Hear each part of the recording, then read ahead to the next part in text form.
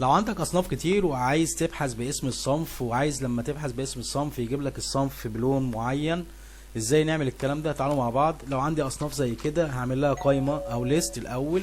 هعمل هنا اجيب من داتا فاليديشن وهختار ليست، وهعلم على السورس بتاعي اللي هو اسم الصنف دوت، وهدوس اوكي. كده عمل لي القائمة بتاعتي اهي زي ما هي. هاجي هنا واعلم على الجدول دوت، واسيب العنوان او الرأس بتاع العنوان الجدول فوق، واعلم من اول هنا، وهروح على قائمة هوم واختار كونديشن فورمات واختار نيو رول واختار اخر واحدة، وهاجي هنا اعلم عن الخانة اللي انا هبحث فيها واقول يساوي اول صف من اسماء الصنف.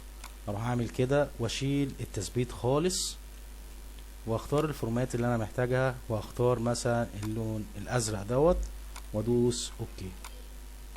لو جيت هنا واخترت مثلا قميص كارو راح ملونها لي باللون الازرق. لو هنا بنطلون كلاسيك ملونها لي باللون الازرق كده. شورت بحر نفس الموضوع. بس كده خلاص. لو عجبك الفيديو اشترك في القناه وفعل الجرس عشان يوصلك كل جديد. ما تنساش تعمل فولو. السلام عليكم.